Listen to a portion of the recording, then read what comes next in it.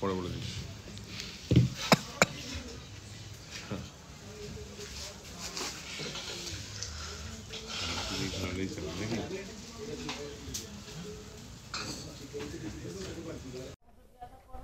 Good morning everyone.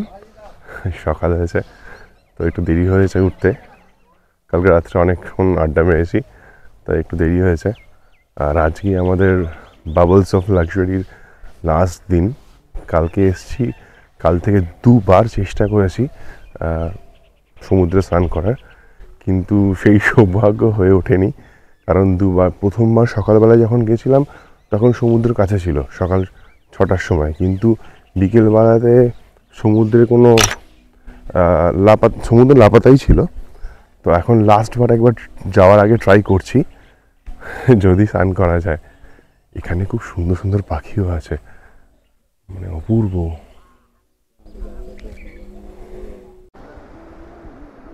যাক, at last সমুদ্রের দেখা পেলাম, মানে সমুদ্রকে কাছে পেলাম। দেখুন সমুদ্র আবার জোয়ারের সময় হয়তো সমুদ্রের কাছে চলে এসেছি। কালকে ওই বোটটাতে বসেছিলাম, তখন বোটটাও একদম শুকনো মাটির ওপর, মানে শুকনো বালির ওপর ছিল। এখন তার মানে বোঝাই যাচ্ছে যে সমুদ্রে এখন জোয়ার এসছে, তো এখন স্নান করা যেতে পারে। তাই আমরা একটু হলেও স্নান করব, কারণ একটু বাদে আবার বেরিয়ে যাওয়ার আছে, সাইট সিন করার আছে। তাই জন্য একটু স্নান করে আমরা বেরিয়ে যাব। আমরা বেশ কিছুক্ষণ ধরে সমুদ্রে স্নান করে নিলাম, যেহেতু কালকে স্নান করার একদমই সুযোগ পাইনি। তো তাই জন্য আজকে চুটিয়ে স্নান করে নিলাম, তারপর বেরিয়ে গেলাম। এবারে bubbles of luxury bye bye বলতে হবে। বেলা একটু হয়ে গেছে, কারণ আজকে সকালবেলা আমরা সমুদ্র স্নানে গেছিলাম। কালকে দুবার গিয়েও পাইনি, তাই আজকে একবার চেষ্টা করেছিলাম এবং সফল হয়েছি। আমরা স্নান করেছি। রাতের এখানে খুব একটা কেউ স্নান করে না, বা স্নান করা যায় যদি আপনারা চান। হ্যাঁ, রুমে এসে আপনাকে অবভিয়াসলি স্নান করতে হবে। তো এখন 11:30, আমরা সাইট সিনের উদ্দেশ্যে রওনা দিয়েছি। তো একটু লেট হয়ে গেছে, কারণ আমরা ব্রেকফাস্টটাও করে নিয়েছি এর সাথে। তো ব্রেকফাস্ট করে বেরিয়েছি, তাই জন্য একটু লেট হলো। এবার আমরা লোকাল সাইট সিনে যাব। এবার বলে দিই, আমরা যে বাবলস অফ লাক্সারিতে ছিলাম ওখানে একজন ছিলেন, উনি ওদের সাথেই অ্যাটাচ। আপনি ওদের সাথে কথা বলে নিতে পারেন, বলে সাইট সিনের জন্য আপনারা বেরোতে পারেন। ছোটো গাড়ি যদি আপনারা নেন তাহলে 2800 থেকে 3000 টাকার মধ্যে পড়বে। বড় গাড়ি একটু বেশি খরচা পড়বে। আর প্রত্যেকটা স্পটে গিয়ে আমরা আপনাদের আপডেট দেবো, কোথায় কোথায় যাচ্ছি, কী কী করছি, এবং আমাদের যে ড্রাইভার সাহেব তার নাম্বারটা আপনাদের আমাদের জানিয়ে দেবো। আপনার সেই হিসাবে ওনার সাথে যোগাযোগ করে একটু যদি বার্গেনিং করেন, তো উনি যদি করেন তাহলে সেই হিসাবে আপনারা যেতে পারেন। উনি খুব ভালো, খুব ফ্রেন্ডলি, খুব মানে সব থেকে বড় কথা উনি খুব পাংচুয়াল। উনি অনেক সকালে এসে গেছেন, আমাদের যাওয়ার কথা ছিল 9টার সময়, সেই জায়গায় উনি 7টা থেকে এসে বসে আছেন আমাদের জন্য। একবারও বলেনি আপনারা তাদের বেরোন, উনি এসে বসে আছেন। আমরা অ্যাট লাস্ট 11:30টার সময় বেরোলাম, বেরিয়ে সাইট সিন করতে যাচ্ছি।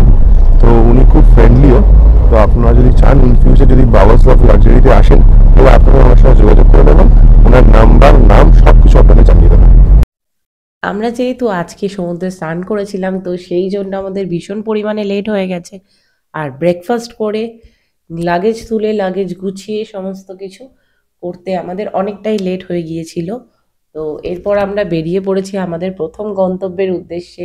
জেনে নেবো ড্রাইভার দাদার কাছ থেকে যে আমার আজকের প্রথম গন্তব্য কোথায় আর কোন কোন স্পট ভিজিট করছি সেটাও জেনে নেবো। তার জন্য অবশ্যই কিন্তু চোখ রাখতে হবে আমার চ্যানেলে। আর রাস্তাটা দেখুন কতটা সুন্দর, এবং অনেকটাই ঝাড়গ্রামের মতো লাগবে আপনাদের। বেশ সুন্দর জায়গা, আর রাস্তা মনোরম, সুন্দর প্রকৃতি, এত সুন্দর বলার ভাষা নয়। অবশ্যই বালাসোরে এলে আপনারা এই স্পটগুলো কিন্তু ভিজিট করতে ভুলবেন না। আমরা এখন একটা স্পটের সামনে দাঁড়িয়েছি, এটা আমাদের ফার্স্ট স্পট বলতে পারে। তো এখন আমি যেখানে রয়েছি এখানে বাঘা যতীন যুদ্ধ করেছিলেন রক্তক্ষয়ী। তো দেশ স্বাধীনতার জন্য, যখন দেশ স্বাধীন হয় সেই সময় যুদ্ধ করেছিলেন। আমি এই জায়গাটা আপনাদেরকে ব্যাক ক্যামেরায় ঘুরিয়ে দেখাচ্ছি।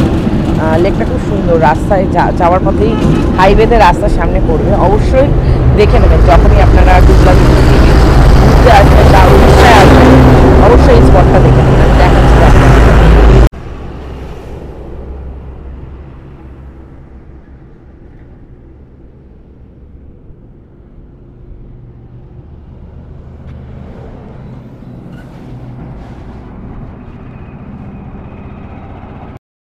প্রথম ট্যুরিস্ট স্পট দেখে নেওয়ার পর আমাদের গাড়ি এগিয়ে চলল দ্বিতীয় ট্যুরিস্ট স্পটের উদ্দেশ্যে। আমাদের আজকে দ্বিতীয় ট্যুরিস্ট স্পট হলো পঞ্চলিঙ্গেশ্বরের শিব মন্দির। তো সেটি হচ্ছে পাহাড়ের উপর অবস্থিত। সেখানে আমরা পৌঁছে যাই, তারপর সেখানে গিয়ে দেখা হচ্ছে। তো বাবা পঞ্চলিঙ্গেশ্বরকে দর্শন করব বলেই আমাদের গাড়ি এগিয়ে চলেছে আমাদের দ্বিতীয় ডেস্টিনেশনে, অর্থাৎ পঞ্চলিঙ্গেশ্বরের মন্দিরে। আমরা চলে এসেছি পঞ্চলিঙ্গেশ্বর মন্দিরের সামনে।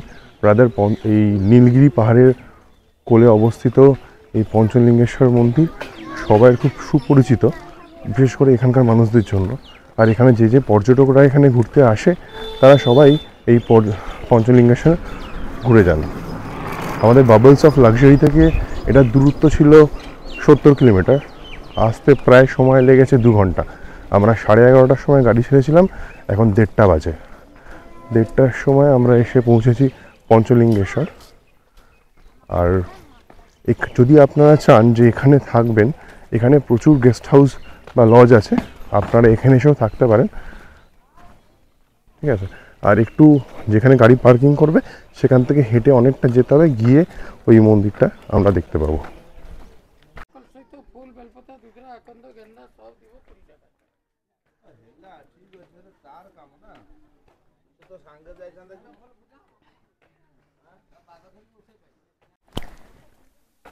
আমরা গাড়ি থেকে নেমে এখনও হাঁটছি, প্রায় 10 মিনিট হাঁটছি, এখনও পৌঁছোইনি পঞ্চলিঙ্গেশ্বর সামনে।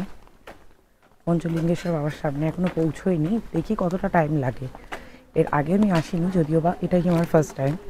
দাদা এসেছিল তো, কিন্তু এখানে এই সময় টেম্পারেচারটা ভীষণ হাই, মানে গরমকালে যেরকম গরম থাকে ঠিক সেই রকমই গরম রয়েছে।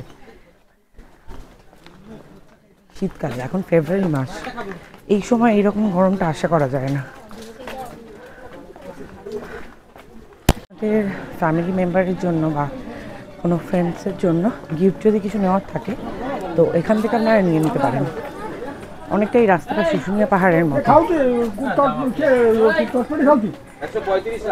ভীষণ পরিমাণে গরম, ভীষণ গরম।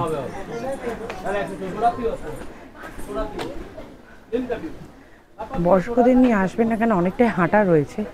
আর এইরকম শীতকালে এরকম গরম আশা করা যায় না।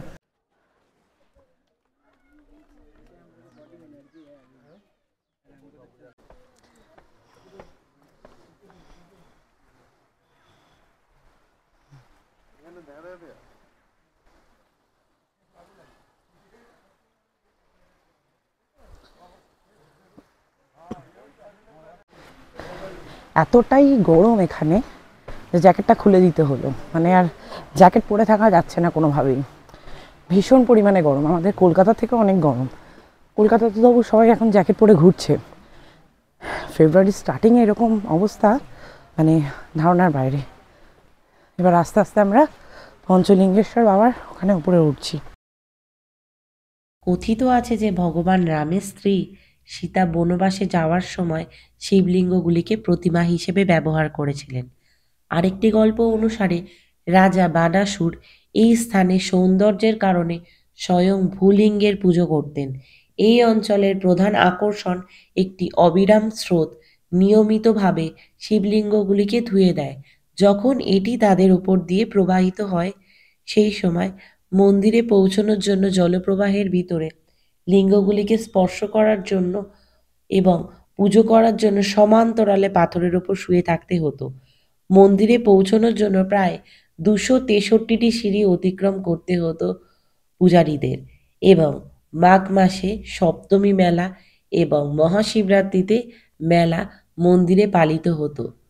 এবং এখানকার শিবলিঙ্গগুলি, 5টি শিবলিঙ্গকে স্পর্শ করতে হলে এই রকম লাইন ঠেলে প্রত্যেকটা পূজা আরোহীদের এরকম শুয়ে বাবা পঞ্চলিঙ্গেশ্বরকে স্পর্শ করে অনুভব করতে হয়।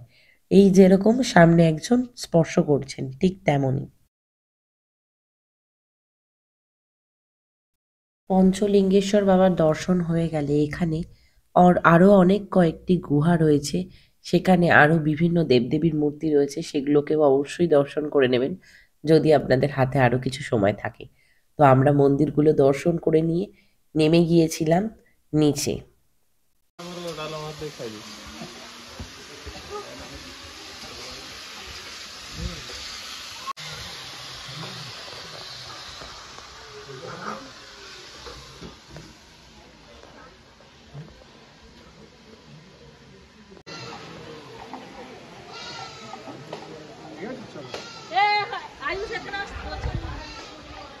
পঞ্চলিঙ্গেশ্বর দেখে এবার আমরা নিচের দিকে নামছি। উঠতে প্রচণ্ড কষ্ট হয়েছে, কেননা মনে হচ্ছে না শীতকাল, মনে হচ্ছে এটা মে মাস, এতটাই গরম এখানে।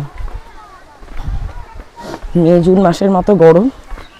বয়স্কদের নিয়ে ওপরে ওঠার চেষ্টা করবেন না, কেন অনেকটা সিঁড়ি।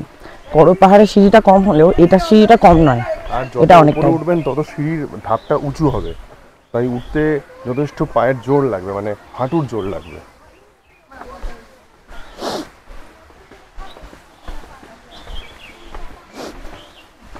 এখানে বোধহয় ফটো তুলেন এখানে।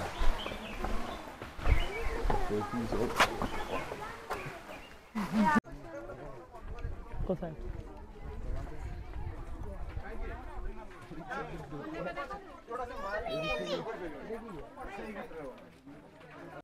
পঞ্চলিঙ্গেশ্বরের মন্দির থেকে কিছু জিনিস কেনার পর এগিয়ে চললাম নতুন গন্তব্যে। দূরে দেখা যাচ্ছে ওই নীলগিরি পর্বত। আমরা পঞ্চলিঙ্গেশ্বর হয়ে বেরোলাম, এবার আমরা যাচ্ছি জগন্নাথ টেম্পল, নীলগিরি জগন্নাথ টেম্পল। এখানে আমি আপনাদের বলেছিলাম যে আমার যে পথের সাথী, মানে আমাদের যে ড্রাইভার বাবু, তার কন্ট্যাক্ট নাম্বারটা আপনাদের দেবো এবং তার সাথে পরিচয় করাবো। তো উনি হচ্ছেন আমার ড্রাইভার, ওনার নাম হচ্ছে বুদ্ধদেব সাউ। উনি আপনাদেরকে আপনার ফোন নাম্বারটা বলে দেবেন। 6370691953। একবার বলে দেন। 6370691953। এই নাম্বারে যোগাযোগ করবেন। খুব ফ্রেন্ডলি, আপনাদের এখানে এলে যে কোনো সমস্যা, থাকা, ঘোরা, কোথায় যাবেন, একটা ট্রাভেল গাইডও উনি আপনাদের সাহায্য করে দেবেন। ওনার এখানে একটা গাড়ি না, 6টা গাড়ি আছে, আপনার যে গাড়ি চাইবেন সেই গাড়ি উনি প্রোভাইড করবেন। খুব ফ্রেন্ডলি, খুব ফ্রেন্ডলি, আর খুব মানে ভালো মানুষ। তো আপনারা যোগাযোগ করতে পারেন। আর আমি ডেসক্রিপশনে ওনার ফোন নাম্বারটা আরেকটা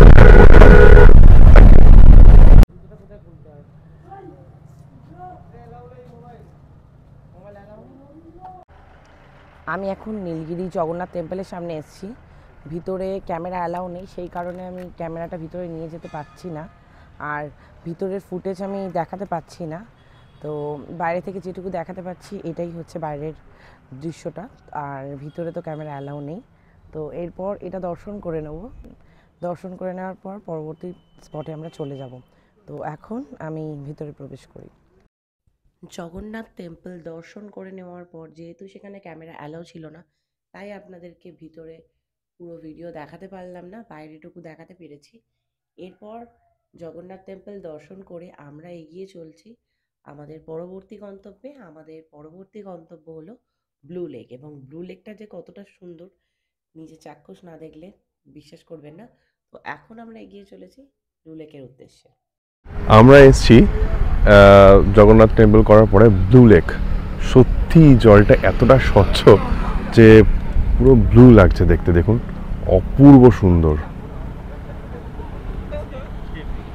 আগে এখানে বোটিংয়ের ব্যবস্থা ছিল, বোটিং করে ঘোরা যেত, বাট এখন সম্প্রতি একটা দুর্ঘটনার জন্য এটা বন্ধ করে দেওয়া হয়েছে, এবং ওই মাঝখানে ছোট্ট যে আইল্যান্ডটা আছে সেই আইল্যান্ডটাতে যাওয়া যেত, বাট কোনো একটা ইনসিডেন্টের জন্য এটা বন্ধ হয়ে যায়।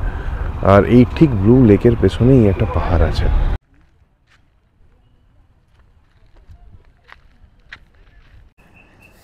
এখন আমরা প্রবেশ করছি জগন্নাথ টেম্পলের ভিতরে। এখানে জগন্নাথ টেম্পলটা আপনারা বলতে পারেন প্রায় দ্বিতীয় পুরী, এতটাই সুন্দর। আমি ভিতরটা আপনাদেরকে ঘুরিয়ে দেখাচ্ছি, অত্যন্ত সুন্দর জায়গাটা। যখন এই দিকে আসবেন ঘুরতে, অবশ্যই এই স্পটটা মিস করবেন না, কেননা এই মন্দিরটা অত্যন্ত সুন্দর আর খুব সুন্দরভাবে সাজানো, প্রায় অনেকটা পুরীর মতোই করা। তো দ্বিতীয় পুরী বলা যেতে পারে এটাকে। আমরা এসেছি ইমামি জগন্নাথ মন্দিরে। এটা পুরীর মতোই, মানে বলা যেতে পারে পুরীর দ্বিতীয় জগন্নাথ মন্দির। এটা খুব সুন্দর আর ওয়েল মেনটেন্ড। আমি ব্যাক ক্যামেরা দেখাবো আপনাদের এটা কতটা সুন্দর। বালাসোর শহর থেকে 7 কিলোমিটার দূরে অবস্থিত এই উঁচু সুন্দর ইমামি জগন্নাথ মন্দির। ইমামি কর্তৃক নির্মিত লাল পাথরের একটি চমৎকার স্থাপত্যের নমুনা এই মন্দিরের এখানে অনেক দর্শনার্থীকে আকর্ষণ করে। পাথরে খোদাই করা এই স্মৃতিস্তম্ভ কারুকার্য দর্শনার্থীদের আকর্ষণ করে। শ্রী জগন্নাথকে মন্দিরে ওড়িশার দ্বিতীয় পুরীর জগন্নাথ মন্দির হিসেবে ডাকা হয়। ইমামি জগন্নাথ মন্দিরটি দেখে মনে হয় যেন এটি বড় রথের চাকার উপর নির্মিত। তো আমাদের আজকের লাস্ট ট্যুরিস্ট স্পট ছিল এটা, এবং খুব তাড়াতাড়ি আবার নতুন ব্লগ আসছে নিশ্চয়ই, তার জন্য আমার চ্যানেলে চোখ রাখুন। খুব শীঘ্রই আবার আপনাদের সাথে দেখা হবে। তো আজকে আমি আমার ব্লগটা এখানেই শেষ করছি। আর যারা চ্যানেলে নতুন আছেন তারা চ্যানেলটাকে অবশ্যই সাবস্ক্রাইব করে দেবেন এবং পাশে থাকা বেল আইকনটা প্রেস করতে ভুলবেন না। এবং ভিডিওটা যদি ভালো লেগে থাকে, বালাসোর ব্লগের যদি আরও কিছু ট্যুরিস্ট স্পট দেখতে চান অবশ্যই কমেন্টে জানাবেন। আজকে আমার ব্লগটা এতটাই রইল। আবার খুব তাড়াতাড়ি নতুন কোনো ব্লগ নিয়ে নতুন কোনো জায়গায় আবার আপনাদের সাথে খুব শীঘ্রই দেখা হচ্ছে। ততক্ষণ চ্যানেলে চোখ রাখুন। এবং আজকে আপনাদের এই পুরীর দ্বিতীয় জগন্নাথ মন্দিরটি কেমন লাগলো সেটাও কিন্তু কমেন্টে জানাতে ভুলবেন না। আমার তো বেশ ভালো লেগেছে। তো খুবই ভালো থাকুন, সুস্থ থাকুন। আজকের মতো